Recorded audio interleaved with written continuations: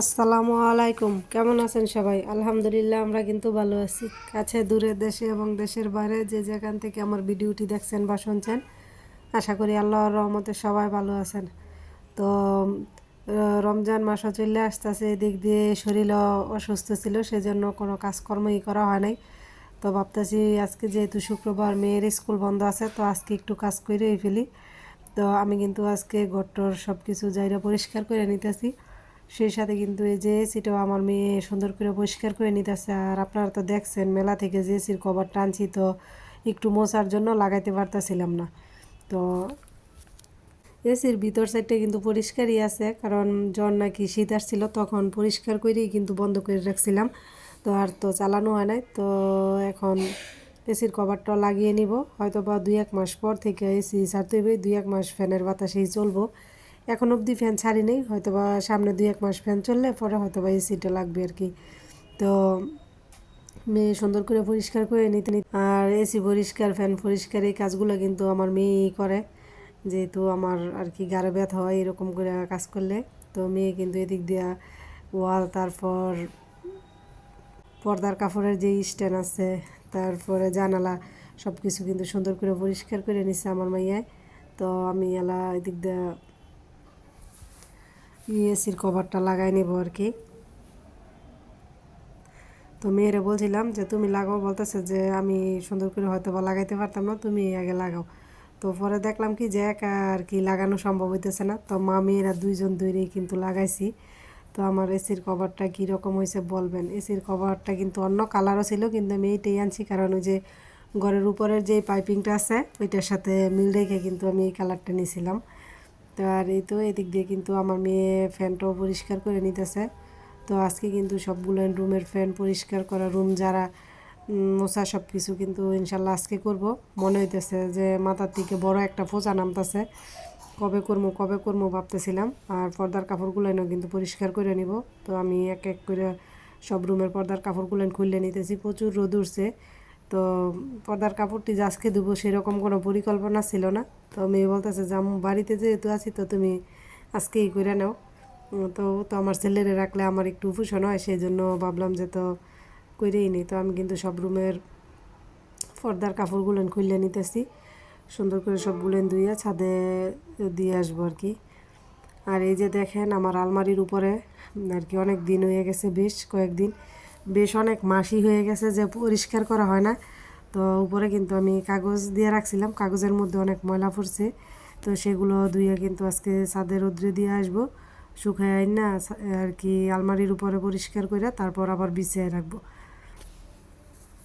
আর এই যে এদিক দিয়ে জুতার র্যাকের উপরে যেই র্যাকসিনটা ছিল, টি টেবিলের উপরে যেই র্যাকসিন ছিল, তারপর ডাইনিং টেবিলের উপরে যে কাগজ ছিল, সবগুলো কিন্তু তুলে নিছি। তো আমার যেহেতু 8টা পর্দার কাপড়, তো সবগুলো একসাথে ভিজানো সম্ভব না। তো আমি কিন্তু আগে 4টা ধুইছি, দুই আলাইরে দিয়ে গিয়ে, আর বাকি 4টা আবার ভিজাই রাখছি। তো বাকি 4টা আবার পরে দিয়ে দিব আর কি। রোদ আছে, সমস্যা নাই, শুকাই যাব। তো এদিক দিয়ে যে টেবিলের কাগজ টাগজ ধুইছিলাম সেগুলো কিন্তু শুকায় গেছে। তো আমি এখন গ্লাস ক্লিনার দিয়ে গ্লাসটা পরিষ্কার করে নিতেছি টেবিলের, তারপর টেবিলটাও গুছাই নিব। তো যারা যারা ধৈর্য সহকারে এতক্ষণ পর্যন্ত আমার ভিডিওটি দেখতেছেন, প্লিজ একটি লাইক দিয়ে দিবেন। আপনার একটি লাইক কিন্তু আমার কাছে খুবই মূল্যবান, আপনার মতো আরও অনেকের কাছে পৌঁছে দিতে সাহায্য করবে। আর যাদের কাছে এরকম লাইফস্টাইল ব্লগ ভালো লাগে, চাইলে আমার চ্যানেলটি ভিজিট করে দেখতে পারেন। যদি খুব বেশি ভালো লাগে, ফ্যামিলি বা ফ্রেন্ড সার্কেলের সাথে কিন্তু শেয়ারও করতে পারেন। তো ভিডিওটি যদি আপনার কাছে একটু হলেও ভালো লেগে থাকে, প্লিজ আমার চ্যানেলটা সাবস্ক্রাইব করে আমার পাশে থেকে যাবেন। আর নোটিফিকেশন অন করে রাখবেন, যাতে আমি ভিডিও ছাড়ার সাথে সাথে আপনাদের কাছে পৌঁছে যায় এবং আপনারা আপনাদের মূল্যবান সময় বের করে দেখে নিতে পারেন।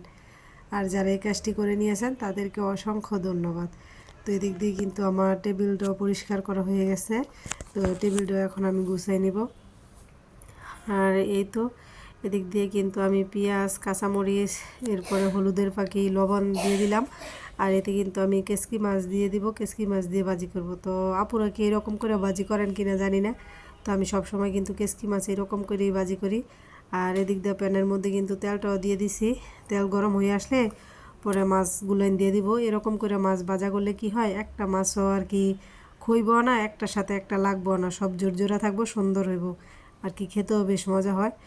তো আমার মা কিন্তু এরকম করেই রান্না করে, আমার মায়ের কাছ থেকে কিন্তু শিখায় এই রান্নাগুলা। আর প্রথম প্রথম আমার শাশুড়ি বাড়িতে আইসা দেখতাম কি আমার শাশুড়ি এরা কেসকি মাছ ভাজি করতো। তো ওরা কিন্তু আগে পেঁয়াজটা একটু যেমন আমরা এই যে তেল দিয়া মজায়া লই ওই রকম কইরা তারপর কিন্তু ওরা মাছ দিয়ে রান্না করতো। তো পরে আমি বলছি যে এরকম করে আমার মায়েরা তো এরকম করে রান্না করে না। তারপর দেখে দেখি যে আমার শাশুড়ি হেরা আর কি এরকম করে মানে আমি যেমনি রান্নাতেছি এরকম করে রান্না করে। আগে নয়তো হেরা আগে পেঁয়াজ ফাপ দিয়া তারপর রান্না করতো। তো রান্নার কিন্তু শেষ নাই, এক একজন এক এক রকমভাবে রান্না করে, সবার রান্নাই ভালো। তো এক একজনের রান্নার স্টাইল এক এক রকম, যে যেরকমভাবে খাই অভ্যস্ত আর কি। তো এই যে আমি যে মাছগুলো ভাজি করতেছি একদম জোর জোরে থাকবো, একটার সাথে একটা লাগবো না, একটা খইবো না। আর আমার মা কিন্তু এই মাছগুলোই আবার আমের সিজনে কি করে কাঁচা আম সাথে বইল্লা দিয়া ভাজি করে, এত মজা হয়। তো সব মায়েদের হাতের রান্নাই মনে হয় মজা, কিন্তু আমার মায়ের হাতের রান্না আমার কাছে একবার অমৃতর মতো, খুবই ভালো হয় আমার মায়ের রান্না। এটা শুধু আমি বলি না, আমার আত্মীয় স্বজন যারা আছে, আমার শ্বশুর বাড়ির যারা আছে, সবাই বলে আমার মায়ের হাতের রান্নার অনেক প্রশংসা করে।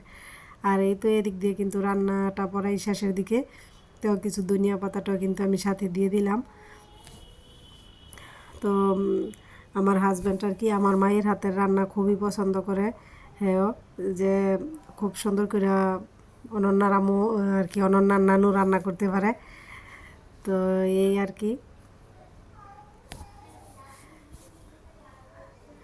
তো এখন পর্যন্ত যারা ভিডিওতে একটি লাইক দিতে ভুলে গেছেন প্লিজ একটি লাইক দিয়ে দিবেন। আমার কথা বা কাজকর্মে হয়তো বা অনেক ভুল ত্রুটি থাকতে পারে, সবাই একটু ক্ষমা সুন্দর দৃষ্টিতে দেখবেন। আর এদিক দিয়ে কিন্তু আজকে আবার গরুর বুড়িটাও রান্না করব। তো আমি কিন্তু এখানে সব মশলা দিয়া সুন্দর করে কষাই নিতেছি, তারপর কিন্তু আমি শুধু আর কি পরিষ্কার করা বুড়িটা এটাতে দিয়ে দিব। তো রান্নার মনে হয় দেরি হয়ে যেতেছে, সেই জন্য আজকে আর কি এই যে বরফটা ভালোভাবে গলে নাই, তো দিয়ে দিছি, আস্তে আস্তে গলবে, তো সমস্যা নাই। মাংস ফাঁচনিটা যেহেতু একবারে আমি সুন্দর পরিষ্কার করে রাখছি, কোনো সমস্যা নেই, দিয়ে দিলাম। এখন আস্তে আস্তে জাল করব আর রান্না করব।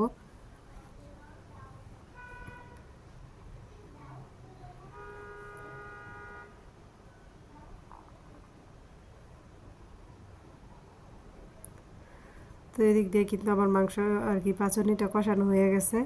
আর একটু জলের পানি দিয়ে দিলাম সিদ্ধ হওয়ার জন্য। তো বারবার শুধু মাংস বললে ফেলতেছি, কথাতে একটু ভুল আছে। তো পাঁচনিটা সিদ্ধ হওয়ার জন্য কিন্তু পানি দিয়ে দিছিলাম। আর এই তো পানিটাও কিন্তু শুকিয়ে গেছে, একেবারে খাবার উপযোগী হয়ে গেছে। তো আর কিছুক্ষণ রান্না করব, তারপর আর কি খাওয়া দাওয়া করব।